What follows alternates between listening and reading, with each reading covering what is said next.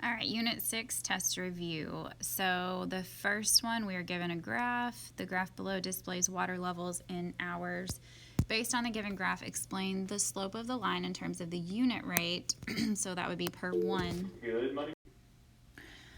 Okay, so one of the answer choices says not here, and that is never going to be the answer in math. That's just not going to work.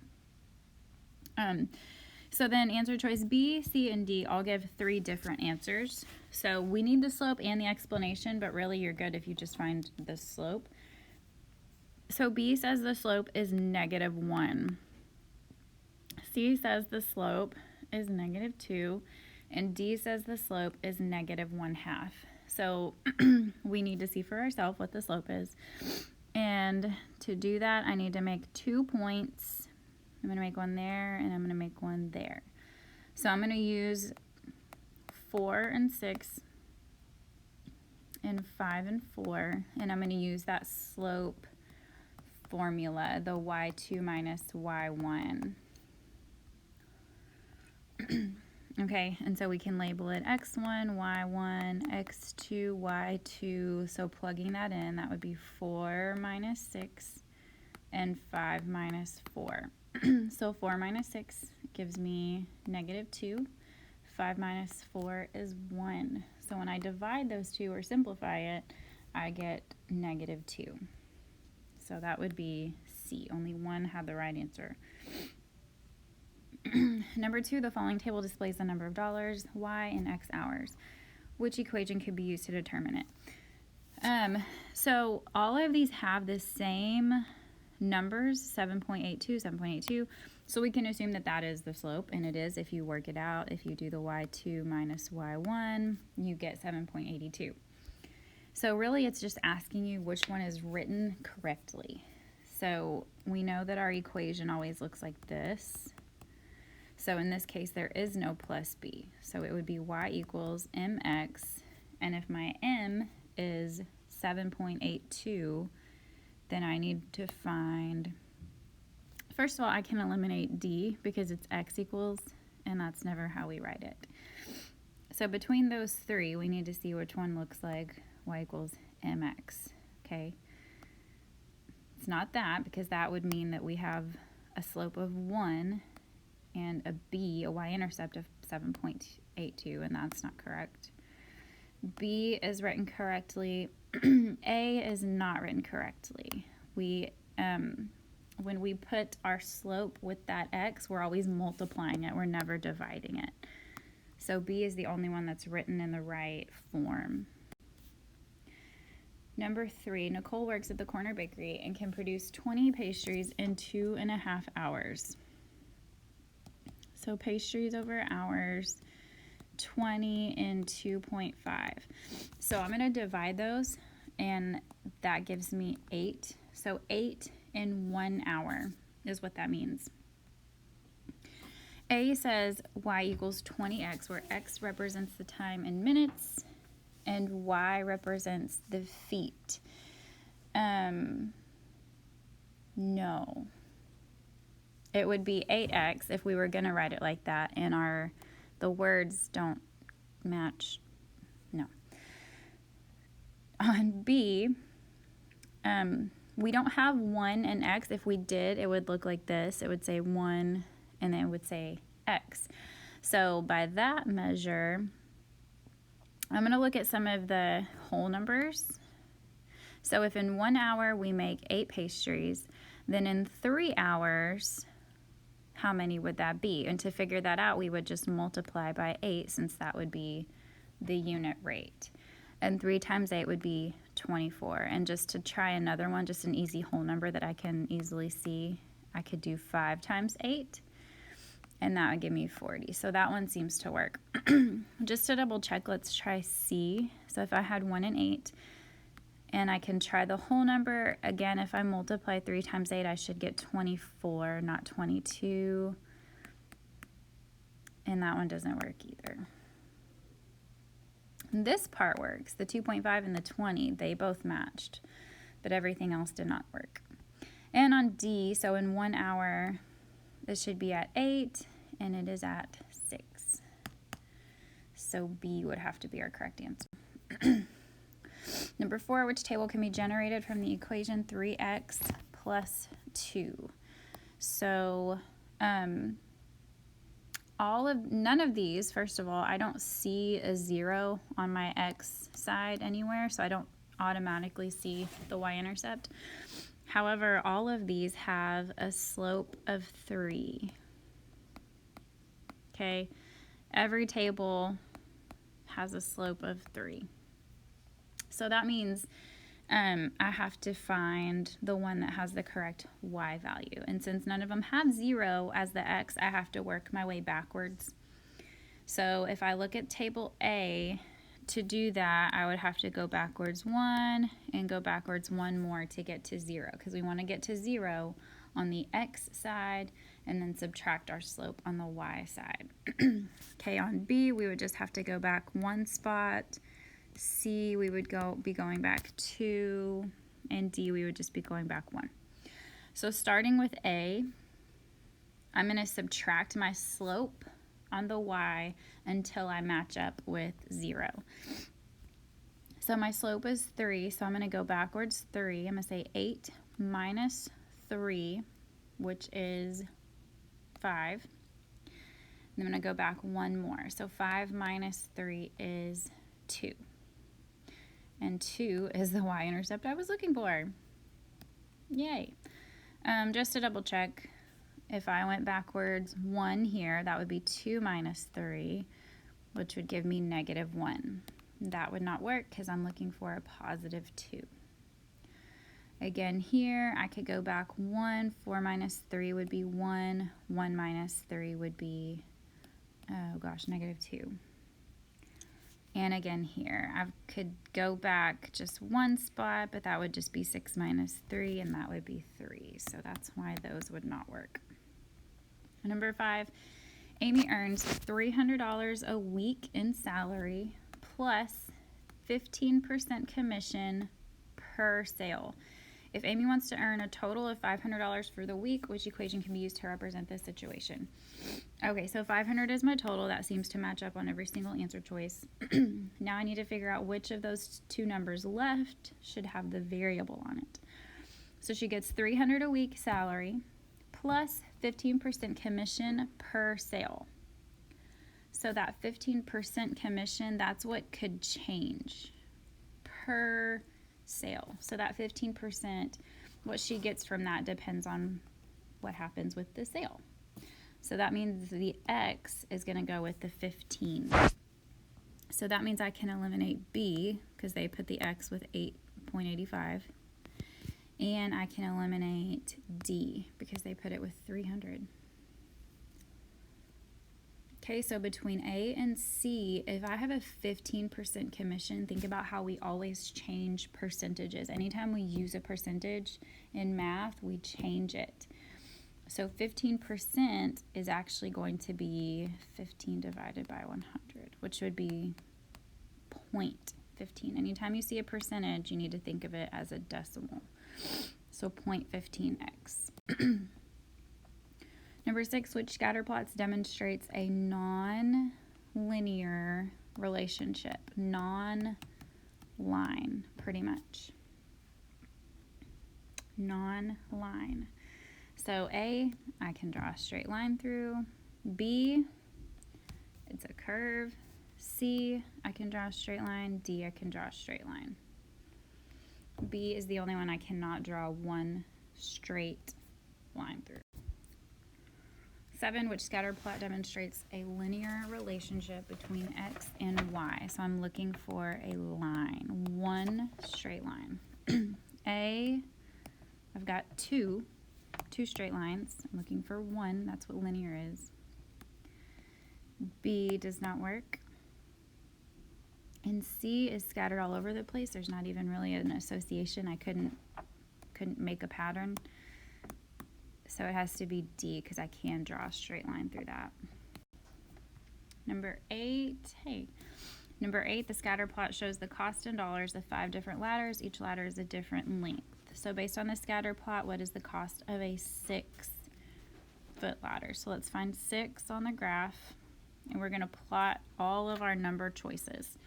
So at 6, I'm going to put a point where 30 falls. So where 6 and 30 fall. So 6, 30, oh, hello.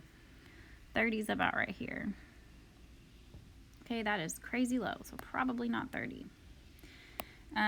40, I'm going to put one where 40 falls. 40 is about right here. That's also very low. So let's try 50.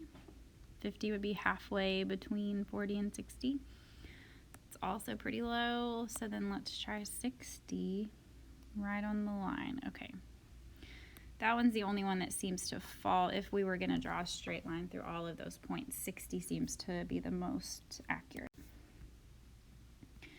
Number 9, Melissa collected data at the grocery store. She recorded how many people were in line. Yes, yes, yes. Melissa went to the grocery store again. There were 10 people in line. Based on the scatter plot, how long would she most likely wait? So there's 10 people. They didn't give us 10 on this graph. So, but 9 would probably go here. So that means 10 is probably about right there. So if we know 10 people is about there, we can kind of guess those wait times by plotting these minutes. So about where 10 is, I'm going to put a point at 16. So 16's right here. That's a maybe. 10 and let's see, let's try 14. 14 is right here. It's a little low. 20 looks pretty good. If that line that they gave kept going, that might actually fall right where it goes. 10 and 18. So if this line were to continue on, it seems as though 20 would be the one that it would go through. Which equation can be used to describe the relationship between x and y in the table? First of all, I can see where x is 0, so that means I can see my y-intercept. So -2. So I'm going to go ahead and mark off A, and I'm going to get rid of C. And then from there, I just need to find my slope. So I'm going to use these groups of numbers since they're kind of smaller and they're all positives. So I'm going to label it x1, y1, x2, y2. So let's do 13 minus 8, 3 minus 2. So 13 minus 8 is 5. 3 minus 2 is 1. 5 divided by 1 is 5. Oh. Line Z has a slope of 4.5 and goes through point 213. Which equation best represents line Z? Okay, so the slope is the same on each one. That doesn't help. But they gave us this point, so they gave us an x and they gave us a y to use. So how we're going to use that is we're going to be plugging in the x into the equation. And the goal is to get this y value when we put it all together. So what that means is I'm going to say 4.5, and when there's a letter right next to the number, it means multiply. So when I plug in that 2 for x, that means I'm saying times 2, and then plus 4. So if I solve this, if I put this in the calculator and I get 13, then that means that equation works. If I plug this in and I get something other than 13, then it doesn't work and I'm going to move on.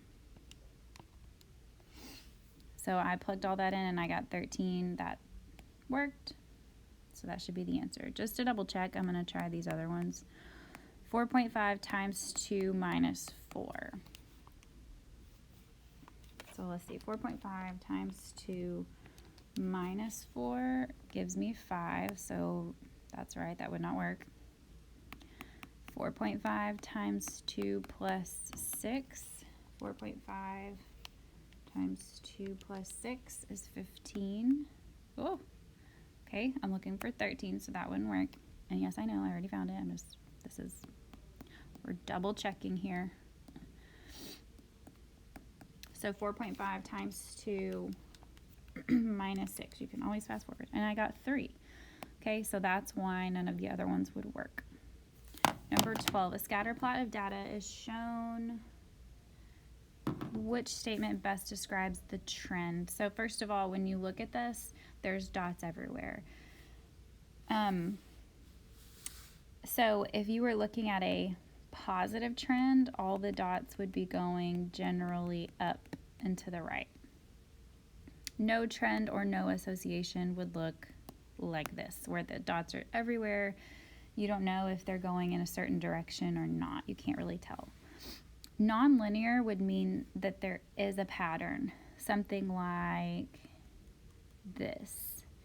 Not necessarily one straight line, but you can see a pattern. And negative would mean all of the points are going downwards.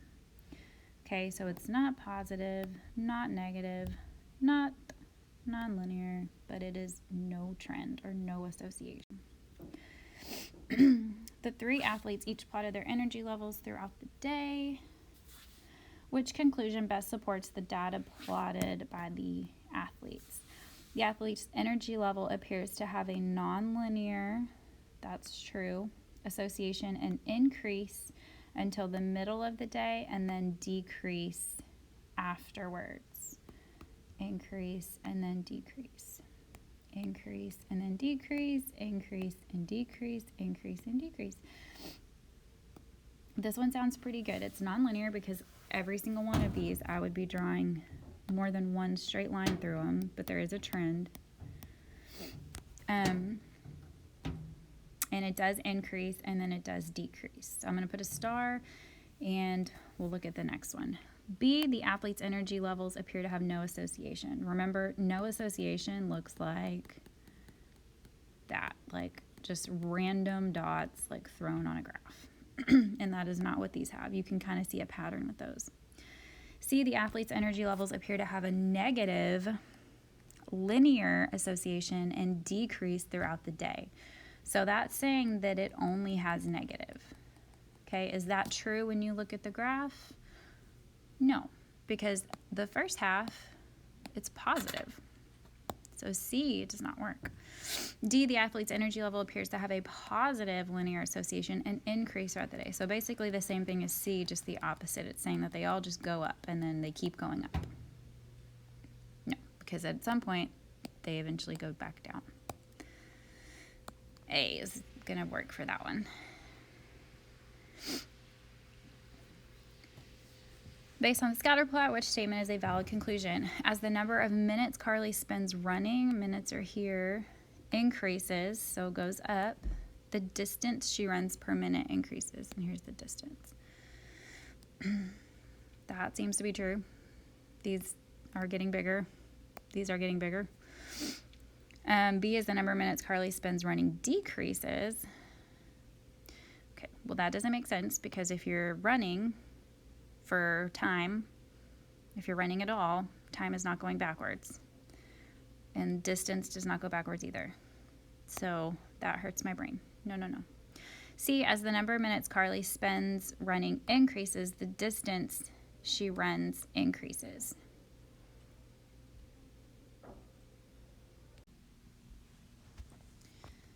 D, as the number of minutes Carly spends running increases, the distance she runs decreases. So the distance is not decreasing.